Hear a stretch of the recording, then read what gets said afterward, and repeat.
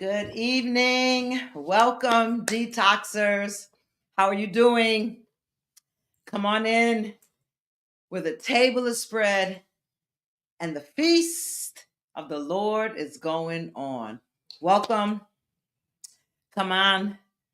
Let's get it going tonight. We've got some serious work to do. I feel as though I've been going in pretty easy. And tonight we've got to dig into the gut just a little bit. I really want to make this hit home for you. Some of you may say it's already been hitting home, and that's wonderful. That's great. I want to be able to do my job, but I also want to make sure that this is alive, that you are connecting with this on a deeper level. I believe that we found ourselves in this in some instance or many instances, and that is a good thing because understanding is the first step towards healing. Understanding the science is another step towards our healing. So it's important, the journey that we're on, that I make sure along the way of our time together that it is becoming relevant to you. I think there may still be a few of us who are throwing some of the incidents, or as I'd like to make a home run tonight and label it as trauma in your life. You may be throwing it out, nah, it wasn't that bad. This lady's not going to make me believe that what I went through was so horrific. I spent so much time getting over it and forgiving people or thinking I forgave people, but I really just moved on from the issue. I'm not going to label this trauma, because if I label this trauma, then what am I going to have to go through, deal with? What is it really going to do for my life? I'm doing fine. I have a beautiful family, got a good job, a nice home. What is it? White picket fence, a house, 1.5 kids, and a dog. Is that still the thing anymore? I've achieved the American dream. So what difference does it make if I take the time to label some of this stuff in my life trauma? Because it has affected you. And those around you have been telling you, and some others have been trying to tell you that there's so much potential in you that has not been recognized, that there's such a loving piece of you, but that other side to you, your brassness, your callousness, your defensiveness, your paranoia, how you're just not prepared for the world and look how old you are, or you're living a very dangerous lifestyle, or you're often are isolated, or you go from being isolated to being outgoing, the moodiness, and you're telling yourself, because this is what we do when those soldiers come up, those guards come up to protect our trauma, because God forbid if anyone has to see me naked, because they may see me naked and afraid. But it's time to live your best life. It really is. In some parts of our life and our world, sometimes to get to the best parts, we've got to go through some muck and some miry. Okay? But we're being led tonight. I've been praying for y'all. I've been praying for y'all. I have prayed a specific prayer that I have been led and guided by the Holy Spirit. And I'm gonna, if I don't get to it tonight, because we have some work we really got to get into tonight, specific work based on you, not all of us, based on you. But I'm going to begin to pray for our hippocampus, our amygdala, and our prefrontal cortex, because I want to get you out of resistance mode, that denial mode. I want to get you into gear, like, okay, it's here, it's ugly, it's nasty. I'm having an adult tantrum. I'm kicking and screaming on the floor. I don't want to do it. I don't want to do it. I don't want to do it. Then you're like, oh, I'm doing it. Or I did it. I'm making it happen for me this time. So we got to get into this assessment tonight. So I'm going to leave out a little bit of the influencer social media jargon and conversation that we normally do. So hello, everyone. Welcome. My name is Suzanne Howard. I am your host on these 30 days of understanding and healing from trauma. And I'm going to coach you, guide you using therapeutic processes, cognitive behavioral therapy, to bring you through this level of understanding and education. It's not just information. And hopefully to finish this that we have begun. So good evening. Make sure you say good evening to everyone else online. We have 109 of us on tonight. We're a little slow, but that's all right. It gets like that from some time to time. But the replays are phenomenal. The replays are phenomenal. The views on our first night is up to 555 people have viewed them. I really only count YouTube because Facebook is so cliquish. It's so old high school people. It's just, it's just very cliquish. But I had shared some posts on TikTok, and people from TikTok land came on the comment and said, I'd like to get involved. I'd like to be involved. How do I connect? And I saw Shayna giving them information and Ebony giving them information. But on Facebook, it's like, that's her stuff. Oh, that's their stuff. I don't participate in that. I'm a prophet or an apostle. My soul is set in Jesus. I'm just fine. I don't need any of that. But in TikTok and Instagram, people are like, oh, what they doing? Oh, that's good. Let me like that. Let me follow that. I might check that out. I might not hit every night, but let me check that out. They're more open-minded and kind. Facebook, it's almost like they're becoming Twitter. And Twitter, to me, are the meanest people on social media that there is. If you've never been, don't go. You ain't missing much. Trust me. All right. So good evening and welcome to night 4 of our journey through understanding and healing from trauma. I am so grateful for your continued commitment to the process. Over the past sessions, we've explored the nature of trauma, its impact on the brain and body. Remember, trauma lives in the brain and the body. It hangs out, it hides out, don't want to leave. I was having a conversation with someone today, and I said it's almost like trauma's like, oh, remember I stayed here a couple nights ago and I left? I forgot some things, so I'm coming back. And now we've got to deal with the trauma that's back. And it never left, but it's back in the sense that now the alarms are going off. The memories are getting fuzzy or intrusive. We're disconnecting and isolating. These things are going on. So they thought they left when the issue, event, traumatic experience, trauma left, but they came back because they said they forgot some things. So there's a great impact on the brain and the body that trauma leaves, and the science behind it reveals it all to us. Tonight, as we begin chapter 3, our focus shifts to recognizing trauma in our own lives, a crucial step towards healing. Before I get to that, let's recap so that we can make sure we're all walking up the same steps together. Before we delve into tonight's topic, let's briefly recap what we've covered. On night 1, we defined trauma and discussed how it's not just about the events themselves, but how they affect us. On night 2, we examined the brain's response to trauma, focusing on the amygdala, hippocampus, and prefrontal cortex. I'm so proud of you guys. You're using these deep scientific words like you are all coaches already. But guess what? You are a coach of your own life right now. And I am swearing you in by the laying on of hands as being a coach to yourself for this journey. And together we're going to get you through this process. On night 3, we explored the science of trauma, understanding how it influences our thoughts, our behaviors, even our emotions.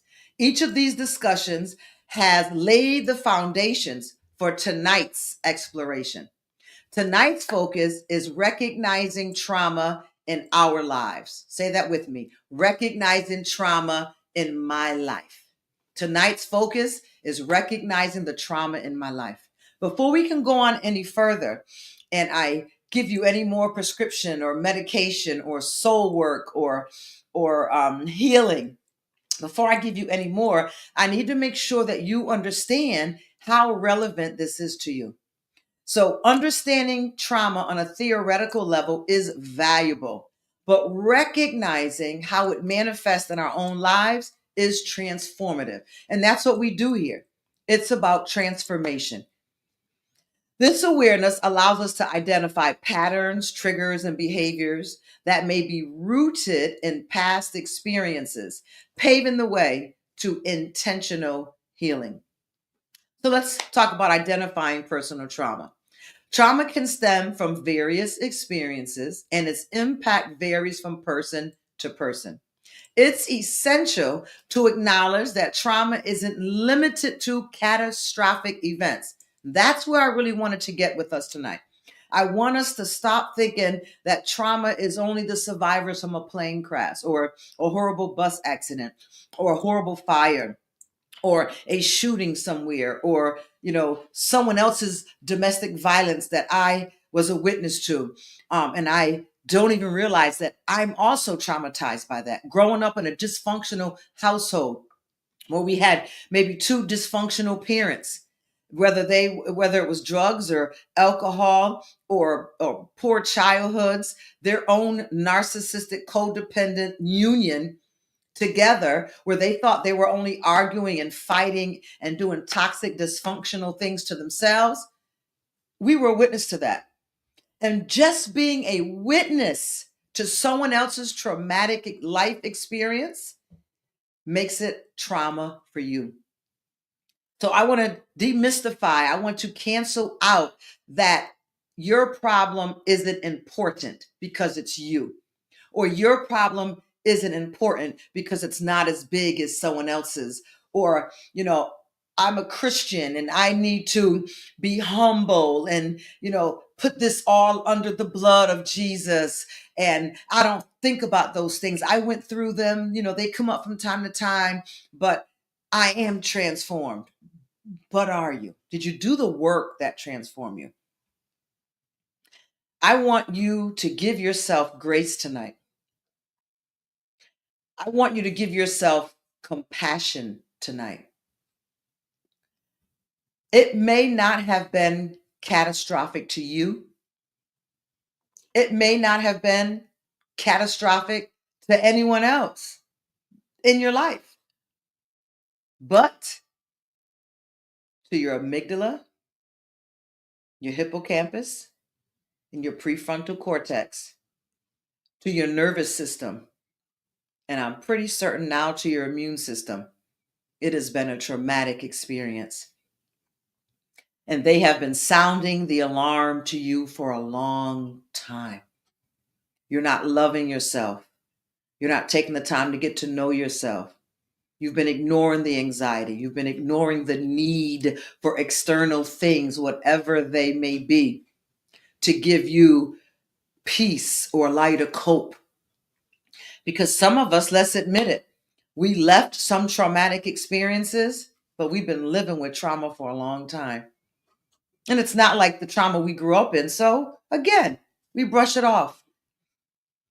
But you brushing it off doesn't make it not there. You brushing it off does not make it not exist. You brushing it off doesn't diminish the fact that you have been affected by trauma.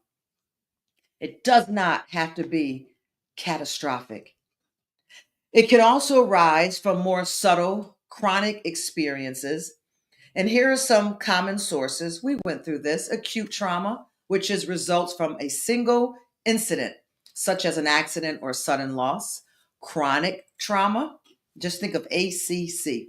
Chronic trauma arises from prolonged exposure to distressing situations like ongoing abuse or neglect. And then there's complex trauma.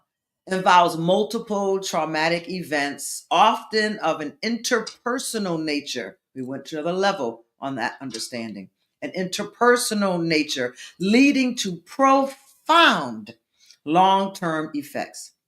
So let's reflect on your life experiences. Are you ready? Come on, let's breathe. Ready? We're going to breathe in our nose and out our mouth. And we're going to do it 3 times because this is what you do when you dive. And we're going to dive tonight. Okay? Don't get scared. Don't hang up. Mute if you have to. Turn off the camera if you have to for a moment, but do not disappear on yourself. I want you to reflect on your life experiences and consider if any events or periods in your life align with these categories. Recognizing these experiences is a step towards your healing. Now, this is one level, and then we're going to go down to another level. So don't brace yourself, just breathe. You ready? Let's breathe in our nose, out our mouth. Let's breathe in our nose and out our mouth. Come on, one more time. Let's breathe in our nose and out our mouth. Very good. I was listening to a psychologist tonight, and he was stressing the importance of breathing. And because it seems so silly, a lot of people don't do it, but it actually does a lot for the brain. It's bringing in, the carbon and releasing, whatever that stuff is. I'm not a scientist, but it's very important. But he took it a step further. And he said, sighing is even more important. And these are things that our body does naturally. When maybe you don't catch yourself, but you're deep in thought and you go, or someone does something and you're just like, oh. And he was saying, we sigh because that is a release of the energy and the stress of the moment of the thought or the event or action taking place around us. So he was telling us tonight that we need to actually take some time out during the day and just sigh. And he was talking about how important it is to the brain and regulating and resetting the brain. It's very important that the brain gets oxygen. So the sighing is very important. So take some time to sigh. Try not to do it at inappropriate times where people are going to want another conversation with you, but take some time to sigh. Just go ahead now. Okay? All right. So with your life experiences, were there any emotional neglect? Would you say in your childhood specifically first, was there lack of emotional support for you? How about any attention during childhood? Did anyone attend your PTA meetings? Did anyone read your report card? Did anyone ask if you had homework? Did anyone ask how your day was at work? At school? Or did you feel as though you were a bother and an inconvenience, and you should be happy for the fact that they have provided shelter, room and board, food? So even today as an adult, anything that you ask for, you feel as though you're bothering people. You may even struggle with asking for help when you really need it because of the emotional neglect that you suffered as a child. And because it was ongoing, it had become very chronic. You now suffer in your adult life that led to feelings of worthlessness and difficulties in forming relationships. I know for years you blamed it on everybody else, but could it be you? And could it be because of the trauma in your life? How about chronic stress? We talked about emotional neglect. How about chronic stress? Ongoing stress from work, financial issues, or caregiving responsibilities can all accumulate, leading to burnout and emotional exhaustion. And that's chronic stress. And I'm sure if Dr. Vanessa was on here tonight, she would tell us the no-no-nos to chronic stress. She will make you want to make better decisions for your life. Because when you realize that the chronic stress that you're dealing with because of someone else or yourself ain't worth it, baby. How about bullying? Repeated bullying, whether in childhood or adulthood, can cause lasting psychological harm, including anxiety and depression. Is there anyone on here tonight that can reflect and recognize that there was some emotional neglect in your life? I see a couple people on here saying yes, there was definitely emotional neglect. Yep, very good. I see your answers. How about the chronic stress? Anyone experiencing ongoing stress at work, financial issues? Do you know if you were raised? Think about this. We talk about catastrophic events, right? This isn't really a catastrophic event as we know them today. But do you realize that if you lived at a poverty or below poverty level as a child growing up, that's stress and that's actually trauma. Poverty is trauma. That was not the plan for our lives, for us to suffer in impoverished conditions, emotionally, through lack of attunement as children, financially, not having insurance, being able to go to a doctor, not having the proper foods to eat, getting the worst foods that were free, never being able to pick healthy meals. So as an adult, you struggle with choosing healthy food because as a child, you ate the crumbs from the table. You understand what I'm saying? How about bullying? How about bullying? Anyone here suffered from repeated bullying, whether in childhood or adulthood? This causes long term, long lasting psychological trauma, which includes anxiety and depression in your adult life. You wonder why you're like this? With moods or self-loathing or starting things and not finishing them. You know that graph? You wonder why life is like that for you? And you blame people, places, and things? We got to connect the dots. That's what tonight is about. Tonight is about connecting the dots to what you're dealing with today, to the experience that thrusts this in your life from childhood, or hearing you out with your childhood and connecting the dots to the behaviors that are showing up today. How about divorce or relationship breakdown? Anyone go through that? Divorce. You know, I learned personally that whether you file for divorce or not, divorce hurts. Divorce is equal to grieving the death of someone or something. The minimum from divorce is hope deferred makes the heart sick. Your heart is aching and causing stress on your life.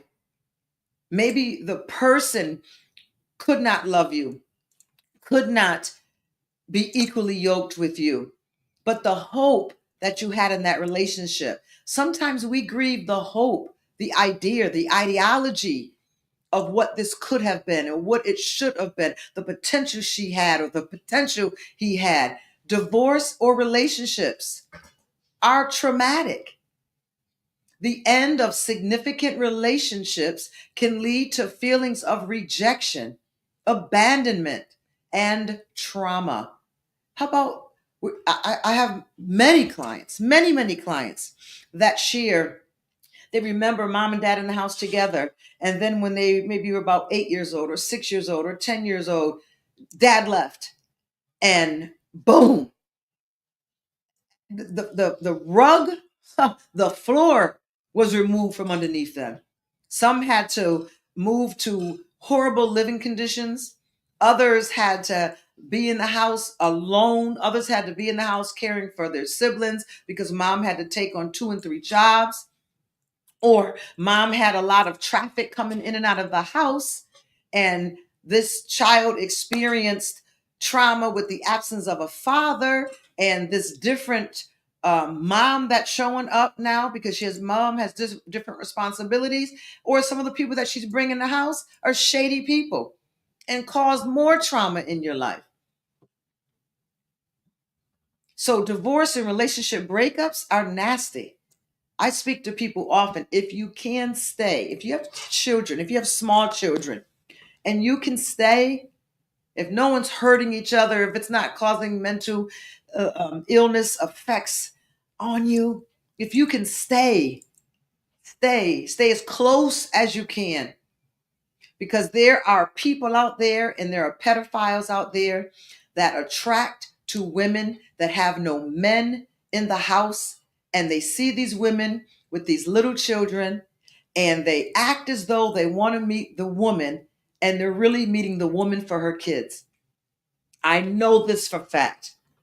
And women have no idea that these guys looked past you. You were the door to your children, babysitting your children. Who is he? Who is she to be watching your children so soon? When divorce happens, it affects so much more than the two people involved. I've seen divorces hurt churches. These things hurt. They hurt people involved. It's a nasty thing. I've seen things happen to children because there's no man in the house, there's no brother that stands up in the family, there's no uncles around, and they see this woman and her need for companionship, company, a man, another breadwinner in the house, and they see her as prey. That's why there's divine order that was set up for all of us. And we all can't live it. We try. Everyone's not made for everyone, and everyone's not made for everything. But these things are deadly, and they affect so many people. They tear families apart, and even blended families. So divorce and even relationship breakdowns are traumatic, and they leave people and children feeling rejected, abandoned, and traumatized. Has anyone been through this in their childhood? Maybe you're going through it now, and maybe you're going through this with young children, and you're like, well, what do I do? I can't stay in this relationship. You need to get the family involved. You need to have a serious conversation with your partner or spouse on how we can cover these children to keep them safe. Less trauma down the family line. Let's stop leaving a legacy of trauma. Did you understand that a medical procedure that may not be catastrophic is traumatic? Undergoing invasive medical treatments or surgeries can be traumatic for some individuals, especially if the medical treatments or surgeries are accompanied by fear or lack of control.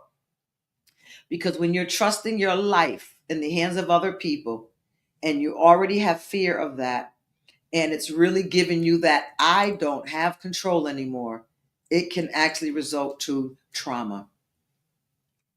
How about relocation? Moving to a new city or country, especially during formative years, it can disrupt social connections and create feelings of isolation.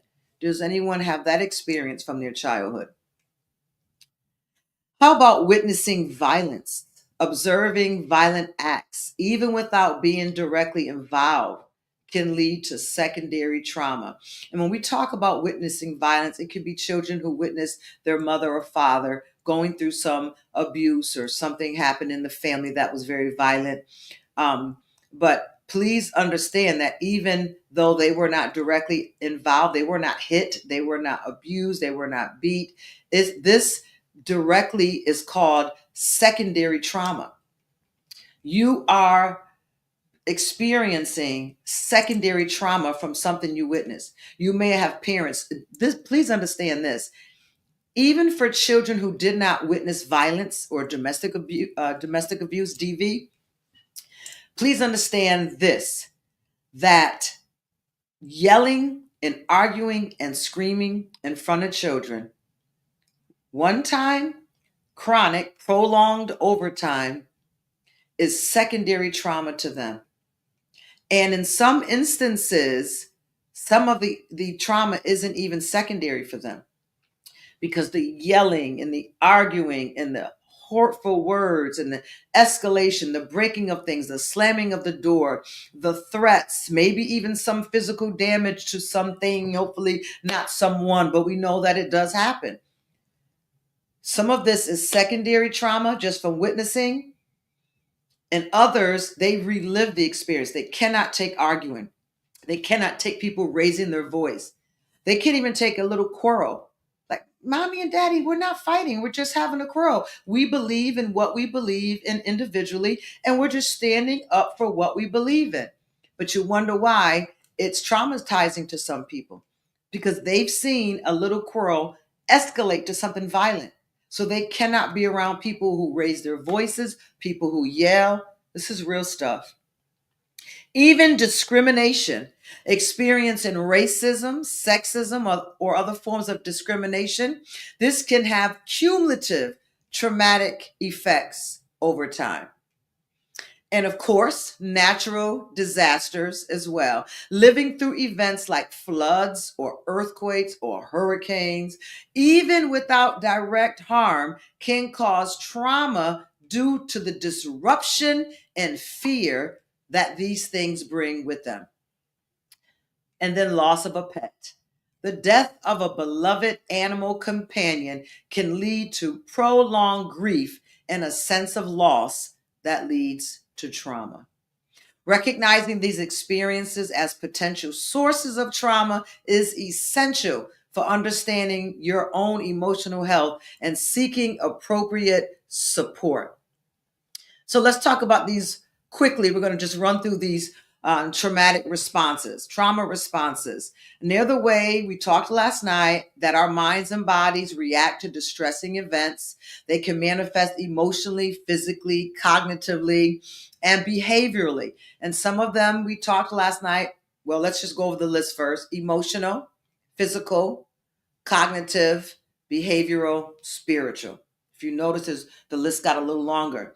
Emotional response to trauma, anxiety, depression, irritability, or emotional numbness. Physical responses, fatigue, headaches, muscle tension, or changes in sleep patterns. Cognitive responses, difficulty concentrating, intrusive thoughts, or even memory lapse. Behavioral responses, withdrawal from social activities, changes in appetite, or engaging in risky behaviors.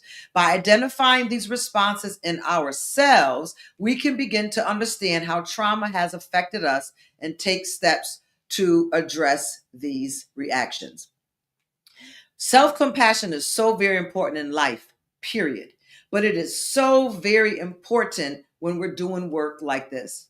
As we recognize the presence of trauma in our lives, it's vital to approach ourselves with compassion. Healing is not about judgment, but about understanding and nurturing ourselves. So we're going to embrace the following principles before we go on and give you a brief assessment online tonight. First, we want to embrace the principles of acknowledging your strength. Always recognize the strength you have. It is so easy to say you're so forgetful. Your memory is just awful. You can't take classes. You can't go to school. You can't study. You can't even show up for a certificate program because you can't retain information. You can't comprehend anything that you're learning that's new to you. No, no, no, no, no. You spent enough years doing that. Acknowledge your strengths. Recognize first the resilience that has brought you to the point you're at today. If you have not seen or are not seeing these events in your life that were maybe not the life you would have liked to have lived growing up, and you're still on the fence with calling them trauma, I want you to first recognize that you survived it. I survived them. You might want to get a t-shirt with an arrow on it like Adam and Eve, right? I survived them. Like some of the childhood family dynamics that we were raised in.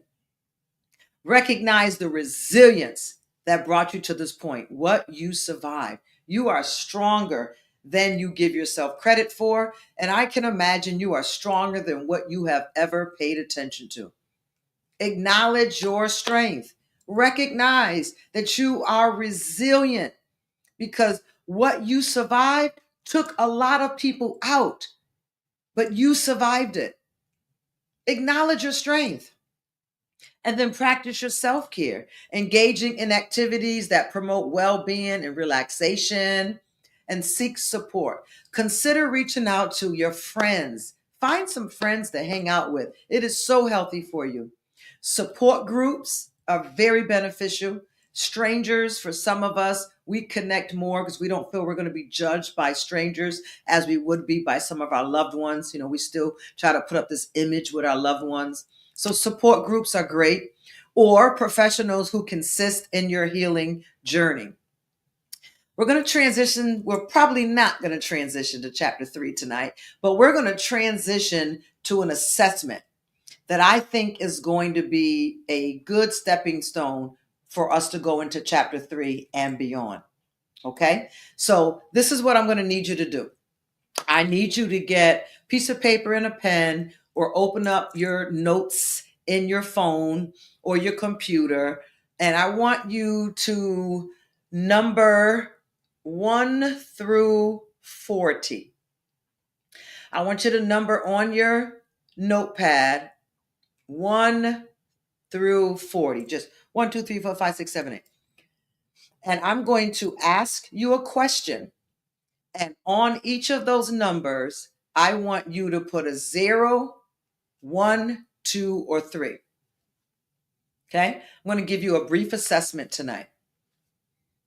And we're going to assess the trauma in your life.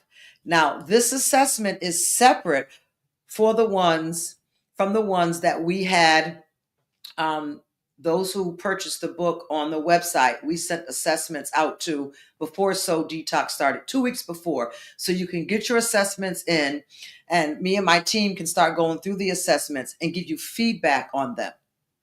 So if you had taken those, that's good. We need that one as well. That assessment is assessing something different than this one. That assessment is more like assessing how the traumas in your life today. This one is going to help you recognize there is trauma in your life.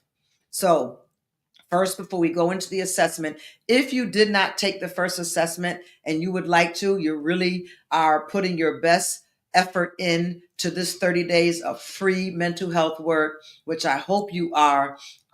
You can inbox Ebony. You can post it on the screen and hopefully she'll see it. But if not, anytime you have a question, anytime you're in doubt, always go to the website.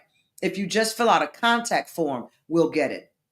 You can fill out the information sheet. You can set up your own profile on the website, and you can ask any question you want. There's a one-stop place to go to for everything. And you can say, can I have the first assessment? And she will email it to you. You will fill out the form. We will get the form electronically. And then within a week or so, someone will start calling back these candidates and breaking down for them the level of trauma that's shown up in their life today. And along with that, with anyone who has taken the assessments, if you want to work with a coach over this month of January, we have made it extremely affordable, extremely ridiculously affordable. You're not going to find a coach anywhere, first of all, with our fees. You're not. I have coaches. I know what they cost. But during this time, because we're working on a specific area, and we don't have to do many different assessments, we're not going to put the cost in as the work we would normally do when we're just meeting a client and we've got to figure out what we're working on, what's going on, what's showing up in their life, so we can teach them some holistic ways. We even have certain vitamins. We have the whole works. You'd be surprised how we can bring you up and put you back online in a year. People always ask me, I don't know how you do it. I don't know how you're always motivated and vibrated, because I did the work and I take things that are healthy for my body. I don't wait for a prescription to be written to me. I do the proper preparation. That always beats a poor performance in your life. So taking care of your body, taking care of your mental health, taking care of your cognitive soul work, all of those things. So if you really want the first assessment, inbox Ebony, she'll respond, and you'll hear from us about a week or so after that. All right, I've given you enough time. If you have not written 1 through 40, you will write them as we go. So the answers that you're going to write next to 1 through 40 is going to be 0, which is never, or 3, which is often. 0 and often. If it's not 0, but it's not often, then you pick 1 or 2. Is it closer to 0, but not 0? Is it close to often, but not often? Then you're going to use that 1 or 2. You got it? 0 means never. 3 means often. 1 and 2 is either in between never or in between often. So here we go. Number 1, headaches. How often do you suffer with headaches? 0 for never, 1 for not never, occasionally, 2 for not often, but yeah, 3 for often.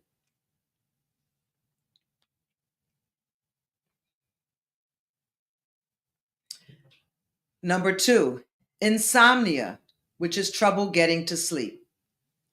How do you rate that? 0 through 3.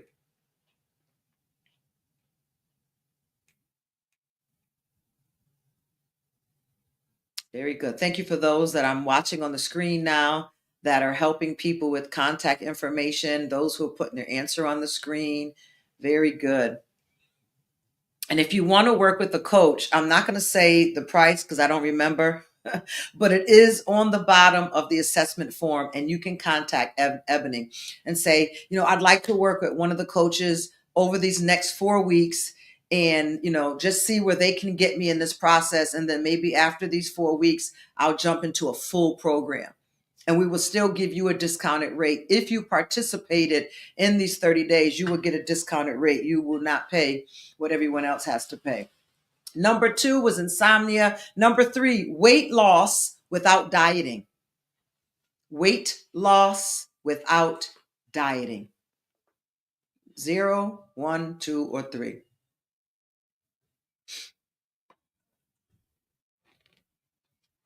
Nope, Shakira, you have to pick 1. Can't do 1.5. Can't do 1 and 2. Settle on something. Settle on it. And pick your answer. And there's only one answer. Number 4, stomach problems. Any kind. And that can include indigestion, acid reflux, all of those things. Stomach problems.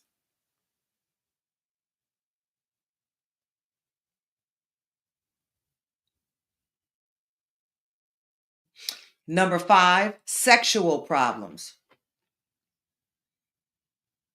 Hyperactive in sex, not being satisfied in sex, not getting enough sex, finishing up with a partner and still needing more, and not just needing more because you're so in love with your spouse and it's just that good. Not that kind of stuff. The sexual problems I'm talking about is when it's from the mind. It's like an addict. You just cannot get enough. Or your sexual problems can also be that you entertain high risk behavior, prostitution, unsafe practices with anyone outside of someone who agreed to monogamy with you. Sexual problems. And then the other end of it, where you can no longer perform sexually. Maybe your desire is gone. You used to be something, boy, back in the heyday. Now it's just gone. And I do want to take a note here because this is very important. And I've done Sex in the Soul. If you follow on YouTube or TikTok, I did a great teaching on this for about 2 weeks.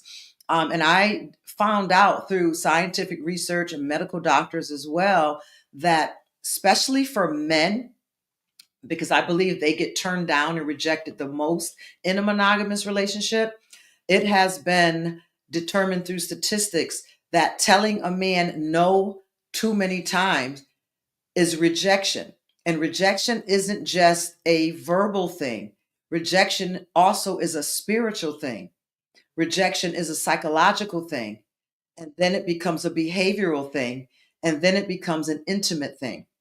where there has been men, and I actually ended up with one client many years ago, and where his wife, his significant other, had turned him down so many times that he was no longer able to perform, and she was actually dealing with her own trauma, and it was neither of them knew what they were dealing with. She didn't know she was dealing with trauma. He certainly didn't look at it as a trauma because he needed his needs met, and they were in a marriage, y'all, for a long time. I mean, years with no intimacy, zero intimacy. And that's love because they stayed all those years to work that out. But he could no longer perform. And it wasn't anything medically wrong with him. It was rejection. It is a spiritual thing, it is a cognitive thing, a psychological thing, an emotional thing, and it becomes a medical thing. Trust me when I tell you this. This is real. So I don't know, fellas, if I put one home running for y'all or not, but tell her, you know where I'm going to end up with this problem? You heard that lady the other night. But it's real. And man, not meant to be alone. Number 6, feeling isolated from others. Do you feel isolated from others? Even if you're around people, do you feel isolated? And then on the other end of the spectrum, do you isolate yourself from others? And answer it 0, 1, 2, or 3. Number 7, flashbacks. Do you have flashbacks? They're sudden, they're vivid, and they're distracting. Flashbacks.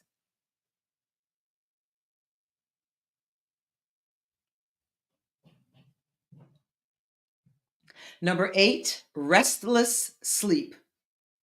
Do you suffer with restless sleep? Some of you might tonight, so make sure you do something relaxing, maybe watch something funny, go on TikTok and laugh at some funny story to shift you from this work that we're doing. It is important to shift your mind for rest is very important during this process. Number 8 I said was restless sleep. Number 9, low sex drive. Did we go back to sex again? See how trauma affects the very things that God gave us to enjoy? Low sex drive. It may be trauma. It may not be how you're made up or because of what you think happened or what did happen. It may be a trigger from a trauma you had when you were younger. And now you're having struggles getting intimate. I met a lot of women, and this is true. I met a lot of women who enjoyed their sex life when they were single. And then when they got married, they lost the sex drive that they had when they were single, or they lost the sex drive that they had when they were dating the person they ended up marrying. And I've brought this up with a lot of our professors and the psychiatrists and psychologists that are training us and overseeing us. We brought this up a lot. We're having a great discussion on it. So maybe I'll have a book on this in some time to come.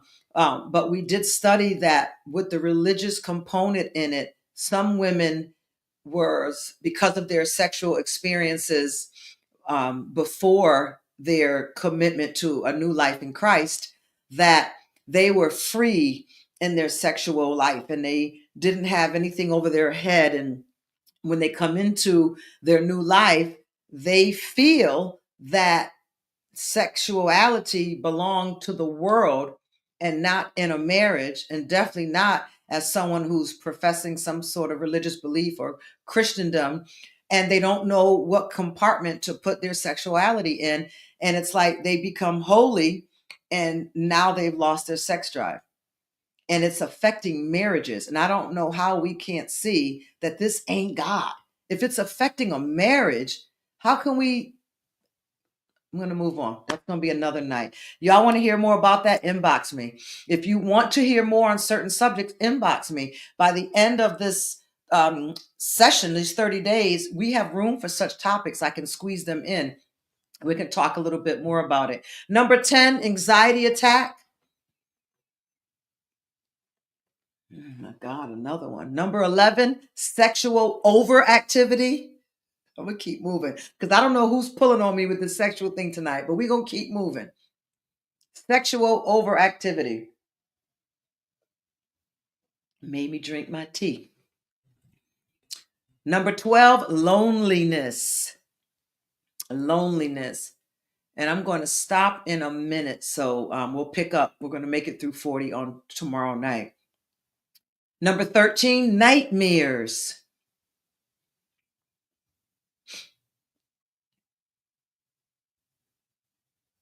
Number 14, spacing out, going away in your mind.